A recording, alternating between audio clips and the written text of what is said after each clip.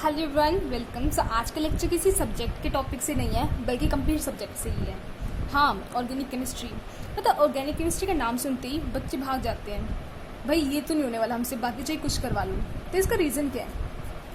Organic difficult है, समझ नहीं आती, क्वेश्चन सॉल्व नहीं होते, भूल जाते हैं, ये ऑर्गेनिक से फोबिया है। तो ये वीडियो आप लोगों के लिए ज़रूर हेल्पफुल रहेगी अगर इनमें से कोई भी प्रॉब्लम आ रही है तो। सो स्टार्ट करते हैं। एक्चुअली प्रॉब्लम पता क्या है, पहले तो हम डर जाते हैं इतने सारे रिएजेंट्स और रिएक्शन को देखकर, और फिर एक बार सोच भी ले कि चलो एक बार कर ही लेते हैं, तो समझ ही नहीं आता कि शुरुआत कहाँ से करें, और बिना सोचे समझे चीज़ों को क्रैम करना स्टार्ट कर देते हैं।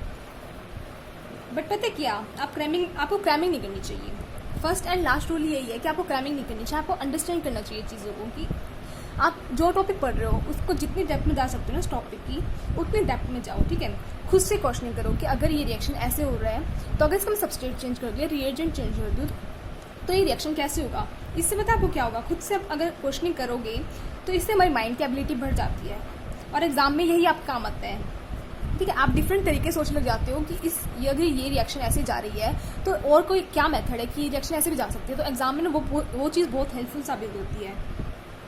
तो अगर स्टार्ट करनी है ऑर्गेनिक केमिस्ट्री तो उसको बीच में से मत उठाओ। अक्सर हम लोग क्या करते हैं कि कोई भी चैप्टर उठाया और उसको पढ़ना स्टार्ट कर दिया, और फिर क्या होता है हमें वो समझ ही नहीं आ रहा कि उसमें चल क्या रहा है। तो आपको क्या करना है, बिल्कुल जीरो से ऑर्गेनिक स्टार्ट करनी है। जीरो से मेरा मतलब है आपको सबसे पहले करनी है आपकी GOC।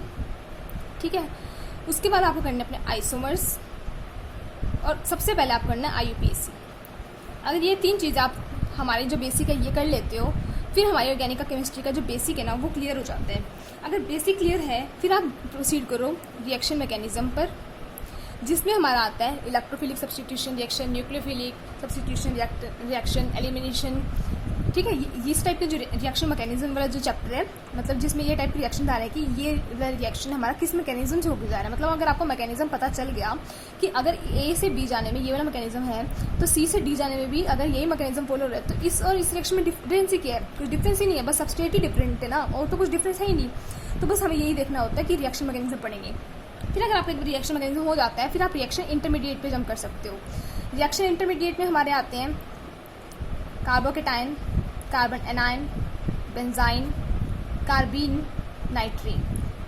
ठीक है, ये कंप्लीट कर लिया हमने, और इसको कंप्लीट करने के बाद आप स्टार्ट करो अपने रिएजेंट्स। बस आपको इतना ही पढ़ना है, आपका ये रिएजेंट्स कंप्लीट हो गए। अब आपको क्या करना है, कोई भी एक अच्छी सी बुक उठाओ, रेफरेंस स्टैंडर्ड बुक उठाओ।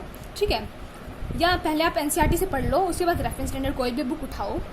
फिर आपको क्या करना है, उस बुक में से जो भी क्वेश्चंस हैं हमें क्वेश्चंस ट्राई करना है। अभी हमने सीख तो सब कुछ लिया, अब हमें क्या करना है, अप्लाई करना है उसको।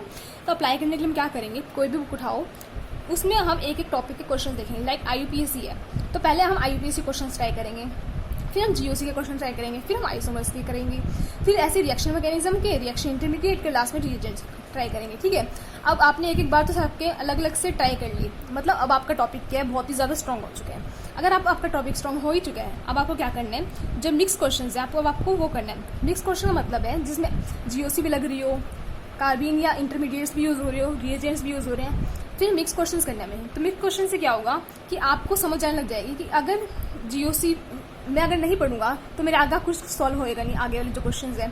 तो इसलिए आपकी हेल्पफुल रहेगी, GOC भी इसमें काम आएगी, रिएक्शन इंटरमीडिएट्स भी काम आएंगे, और रिएजेंट्स भी काम आ जाएंगे। ठीक है, बस फिर आपको कुछ नहीं करना, बस ये प्रैक्टिस होगी आपकी, बहुत सारी प्रैक्टिस करो, बहुत सारे क्वेश्चंस। और फिर क्या करना है, हमें जितना भी हमने पढ़ा है उस सबके इंपॉर्टेंट जो चीज़ आपको इंपॉर्टेंट लगी है उसके शॉर्ट नोट्स बनाओ। एक पेज पे ट्राई करो कि उसको एक पेज पे कवर कर सको, ताकि तब आप पढ़ने बैठो ना आपको ये ना लगे यार 6-7 पेज पढ़ने हैं, 10-20 पेज पढ़ने हैं। अगर आप उसको इतने पेजेस में भी, मतलब इतनी लाइन्स में भी छोटा छोटा, मान लो एक चैप्टर है उसमें कोई भी टॉपिक है उसके फॉर्मूले सारे यहाँ लिख दिए, फिर दूसरा टॉपिक उसके यहाँ लिख दिए, तीसरा टॉपिक उसके यहाँ लिख दिए। तो ऐसे आप इसके सभी पूरे पेज पे एक पूरे ऑर्गेनिक केमिस्ट्री के जितने भी, मतलब ऑर्गेनिक की बात कर रही हूँ तो जितने भी रूल्स हैं, रूल्स लगा लो, हमने यहाँ लिख दिए, तो जितने भी रूल्स हैं वो सब कवर हो जाएंगे रूल्स। ऐसे करके आप क्या लगेगा यार मेरे को तो थोड़ा सा ही पढ़ना है, सिर्फ एक ही पेज पढ़ना है तो पढ़ लेते हैं।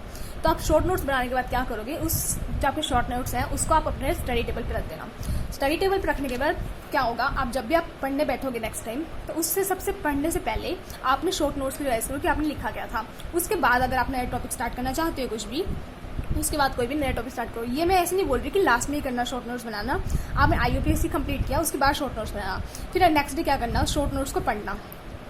जीओसी स्टार्ट करने से पहले फिर जीओसी स्टार्ट करना है। ऐसा आपको क्या रहेगा कि आपने आईयूपीएससी कर लिया, लेकिन कल भी आपने अगर जीओसी कर रहे हो आप तो आईयूपीएससी पढ़ रहे हो, थर्ड डे अगर आप आइसोमर्स कर रहे हो तब भी आप इन दोनों को पढ़ रहे हो, फिर आप आइसोमर्स कर रहे हो। इससे क्या होगा, आपका टॉपिक, हमें जो रिवीजन की प्रॉब्लम होती है ना कि हमें एग्जाम में लास्ट टाइम तक मैम एक बार स्टार्टिंग में सब कुछ पढ़ लिया लेकिन लास्ट में क्या होता है हमें ना भूल जाते हैं, तो भूलने की प्रॉब्लम खत्म हो जाएगी यहाँ पे, क्योंकि आप रिवीजन कर रहे हो। क्यों, हर रोज रिवीजन कर रहे हो। आपने जो नया टॉपिक उठाया है तो पहले वाले जो 2 टॉपिक है आप वो भी तो रिवाइज कर रहे हो, तो यहाँ से आपके रिवीजन के इशू भी कंप्लीट हो जाते हैं। तो ये ऑर्गेनिक केमिस्ट्री पढ़ने का सही तरीका होता है। ट्रुथ बोल लो या फिर ये बोल लो कि हमें ऐसे करना चाहिए ऑर्गेनिक केमिस्ट्री को अपनी स्ट्रॉन्ग बनाने के लिए। आई होप ये वीडियो आपके लिए हेल्पफुल रही होगी। Thank you so much for watching. और इससे आपके जितने भी कंसेप्ट हैं वो स्ट्रॉन्ग हो जाएंगे, क्योंकि हमें ऑर्गेनिक को क्या बनाना है, स्ट्रॉन्ग बनाना है, तभी तो हम एग्जाम में अच्छा स्कोर कर पाएंगे। Okay, thank you.